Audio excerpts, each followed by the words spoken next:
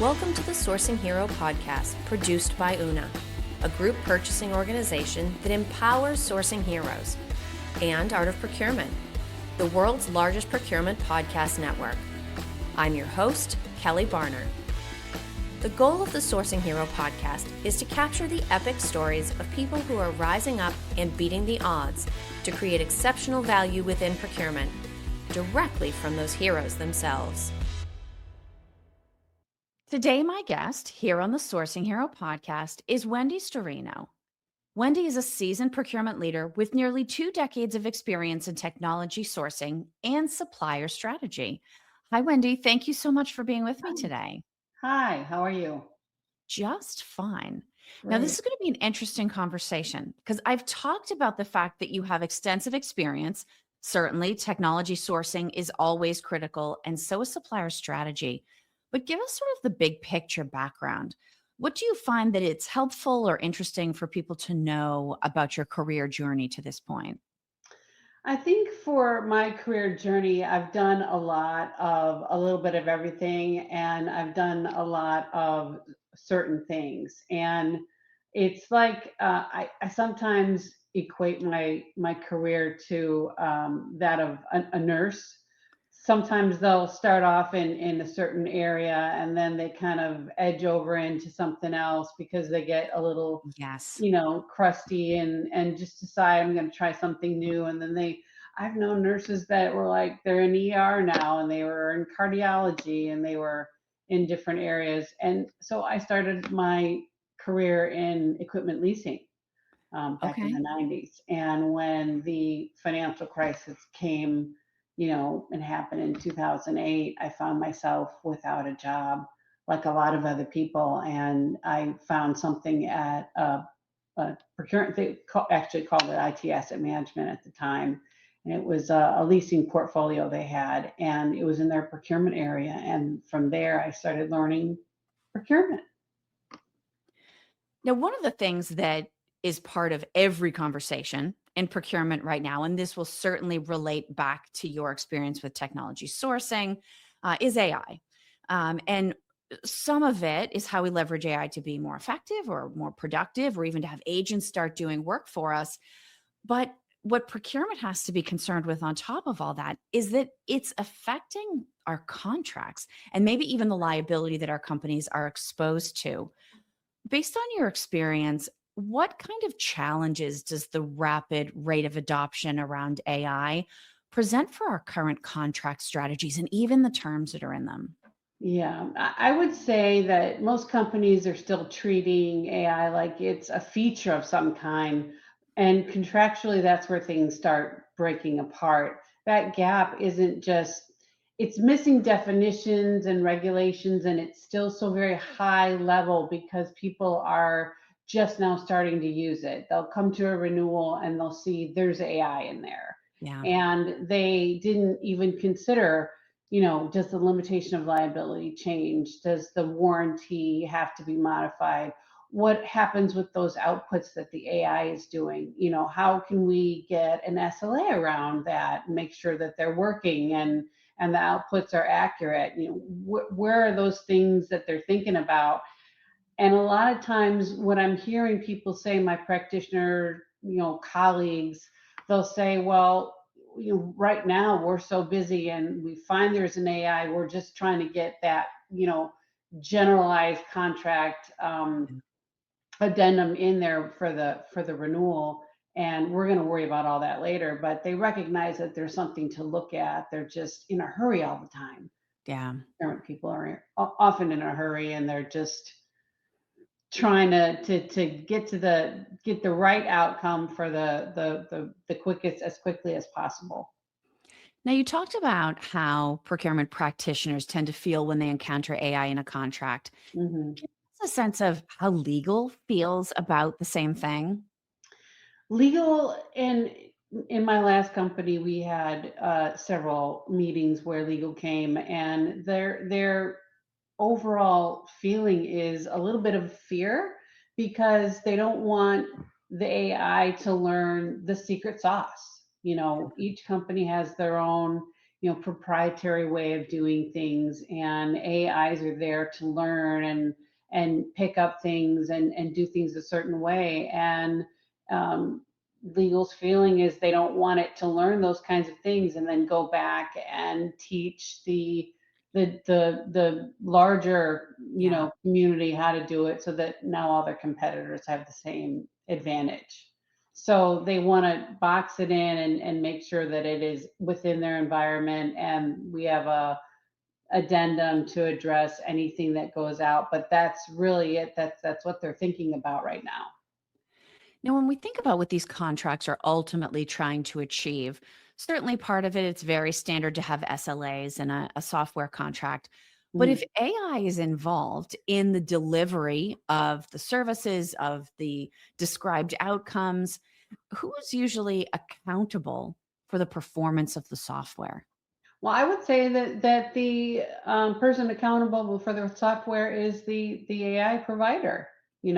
It's their software. They're the ones that built it. They put it in there. They have to be responsible for its output. There's a term that they use called hallucinations, where it Yes. doesn't have the answer, so it makes something up, and it gives it to you to try to make you happy. And which I find is funny and true. A lot of vendors, and they want to make you happy, so it gives you something. But they have to be responsible for the accuracy. They would be responsible for the accuracy of the software, whether there was an AI in there or not. So there still should be something that addresses exactly what the AI is out. What is it touching? Yeah. What kind of data is it pulling from? Is it pulling from your golden source? Is it how can you be sure that it's correct? Who's going to make sure that those things are aligned? And when we think about making sure that those things are aligned, I'm sure there are very standard contract expectations around liability and how it gets divided out. But does adding or embedding AI in a software contract either change the division of liability or change who might be liable in some cases versus others? Or is it just, nope, it's now the same assignment or breakdown of liability, but now there's AI involved in the contract? Well, I'm not an attorney, but I would say that a lot of times in a technology contract, you focused on more on the breach of the data, the confidential information.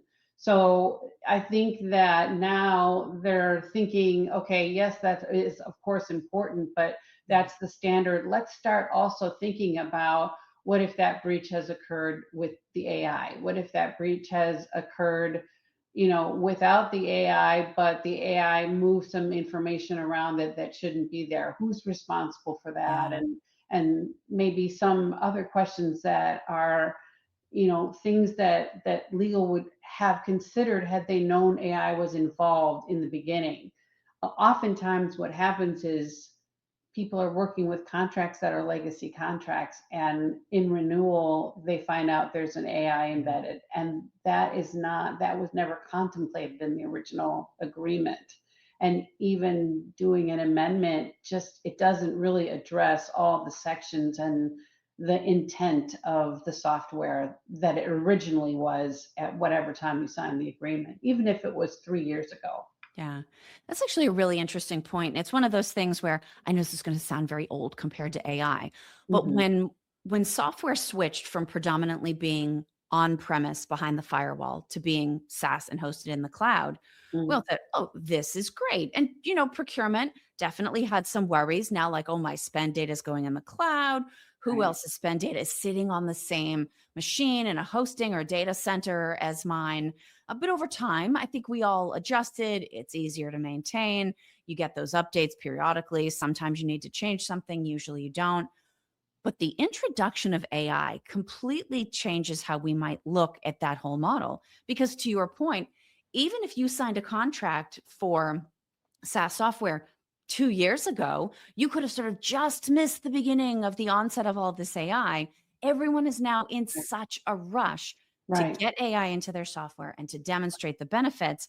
But it means the contract cycle would have missed that from a liability review perspective. Is that something that doesn't get caught until the contract comes up for renewal? Or in some cases, are conscientious providers reaching out and saying, hey, this actually justifies an update to our contract. We're putting AI in. Well, I've actually started looking, I had that same question myself, and I started looking at a number of contracts to see, who had something in there that said at one point we wouldn't change the contract unless both parties agreed, and now is it saying different? And I Interesting. found a lot of very large companies. I compared the information. I've got Salesforce here, I've got Zendesk, Zoom, Hotspot, ServiceNow. All of them had something that is pre-AI that said, our features are not separate, they're all included, and they don't include this and that and the other, right? And then later it's changed to bundled, or it's changed Mm, to the terms are listed on our website and we will update them from time to time. And they may give you a notice, they may be required to give you a notice in the mail, but it goes to your general yeah. counsel and no one ever really sees it except for them. I mean, they're like, who gets this? What software is talking about now? Yeah. So there are indeed a lot of providers that are making those changes within the contract right now before the next renewal. And that's gonna govern the terms, whether you Mm, like it or not. So knowing that ahead of time is half the battle. yeah.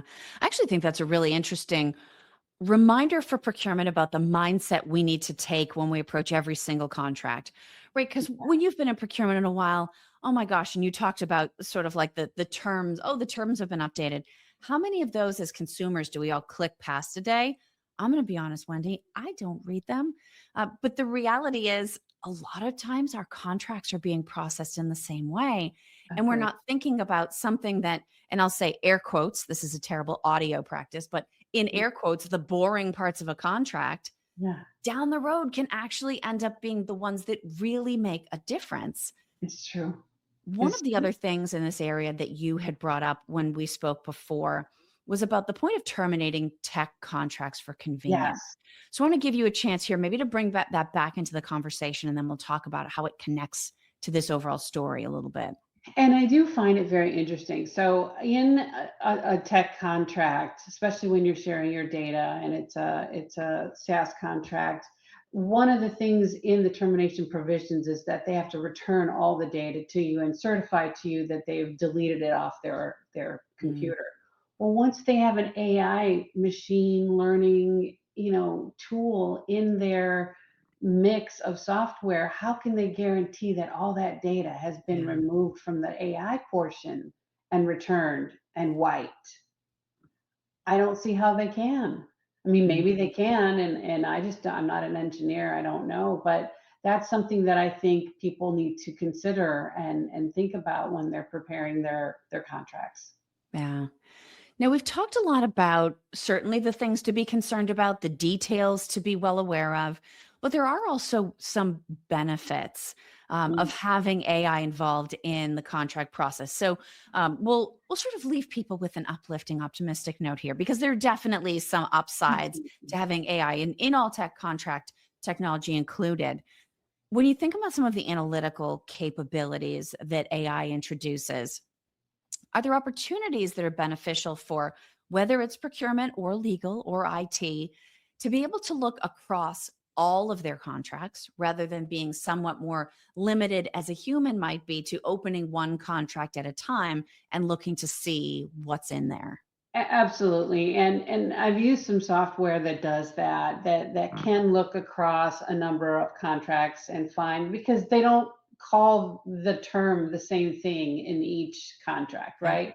Each supplier might call that section something else, but what you're looking for and what it relates to. There's a sort of a mental tree that each of Yep. the contracts has. It always has invoicing, it always has payments, of course, everyone wants to get paid, and it always has confidentiality, and it sort of has its own tree. So I think there is a lot of value in an AI being able to go through the contracts and say, find me each of the termination provisions in each of these contracts and tell me how many of them differ from this standard language, right? Just in case you wanted to know. And there's a million permutations of that. And there's a lot of reasons why AI would be great. What are our common, renewal terms? Do we choose 90 days? Do we choose this? How many of our contracts need to be updated for, CCPA, Yeah. right? And I think there's a lot that would be good in there, for procurement to realize and to use, and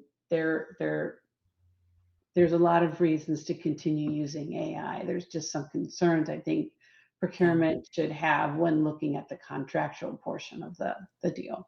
Completely agree. And it's funny when I think back to my procurement practitioner days, depending on the contract and the relative size or influence of your company and the supplier you were talking to, the fights you could sometimes get into over whose paper the contract was going to be based on.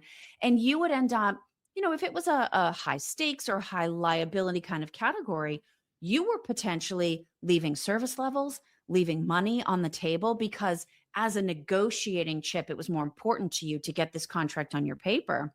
If we Yeah, have these analytical capabilities, not saying it completely takes the concerns about that off the table, but it does change the calculus around it how does. much in terms of trading value is it worth it to us to get this contract on our paper versus what can we convert to using AI-based analytics? Yeah. Yeah, that's a very good question. I think that's a question that we're going to have to figure out, in the near future. Yeah. Yeah. Now, Wendy, as we start to wind down this conversation, I want to bring you into a tradition we have here in the Sourcing Hero podcast. So I'm going to give you a choice between two questions. You can pick either one. And to date, I have still not heard a wrong answer. So absolutely wide skies on what you think. But here are your options. Either what does the idea of a sourcing hero mean to you? Or what do you think heroism looks like in a business context? Huh. Okay. I think I would take what is a sourcing hero. I do have a sort of an example of what I think a sourcing hero is. I A lot of times, we fight internally and externally for terms, and I like to listen very carefully to the business and stakeholders and let them know what they're really getting and what they're not really getting, what's in the proposal versus what's in the contract. And a lot of times they'll argue with me, oh, they're nice guys. They mean it. They'll give it to me. I've seen so many situations where they think that if it's not in the contract, they put in the proposal and they're so nice and it's gonna take it. And I tell them again and again, it won't be. And I've given actual examples, and I'll stand my ground and make Mm. them do it. And there have been a couple of times where I've seen the stakeholder a year later in the lobby say, "Hey, how's your project going?" Because we move on, Of we course. fight for what we want, and we move on to the next fight. And I saw him. I said, "Hey, how's your project's going?" And he said, "Everything that you said would happen happened." Everything that wasn't in the contract that you fought to put in the contract was there Yeah. because it got passed over from the salespeople to their implementation team, and they say, "Hey, we don't do it that way. I don't know what they promised you. We don't do it that way." And they were able to pull out the contract and said, "Yes, you do, because Or you're you going to do it know it. now." So they said we would have had a really hard time. We Yeah. would have paid change order. We would have paid a lot of money to get them to do it. And you saved us. And that's what I think of sourcing here. When I hear that, I think I am a hero. I love to play that Charlie Daniels band song in my head, where he says, "I'm the best it's ever been." He's, you know, So I did say I had never heard a wrong answer. I have also never heard an answer that invoked the devil went down to Georgia. So, Wendy, you officially get the award on that one. But no, you're absolutely right. And this is where, by being sticklers in the moment, Yeah, actually reading the contract, thinking about what they could mean, even in circumstances beyond what we find ourselves in today, we have the opportunity to be a hero to other people down the road, long after our attention and energy have shifted to something else. So I yeah, think that is a great point to leave with people. yeah. Um, Now, if listeners are meeting you for the first time through this conversation, what would be the best way for them to reach out and connect with you and maybe learn more? Actually, it would be my email address. I'm Wendy at astorconsultingllc.com. I've recently started my own consulting firm, so it's called Astor Consulting LLC. So it's one word.com. They can also reach me on the website of the same name. I'm also on LinkedIn. So Excellent. Wendy, thank you so much for being here and sharing your perspectives. thank you. It was wonderful. Thank you for listening to this episode of the Sourcing Hero podcast. Join us again next time for more true stories of sourcing and business heroism performed by your colleagues and peers. Look for the Sourcing Hero wherever you get your podcasts, and don't forget to subscribe. Finally, don't forget, sourcing heroism is taking place all around us every day. Keep your eyes open and you're bound to see it. Until next time, I'm your host, Kelly Barner. Stay well and always remember that you can be a hero too.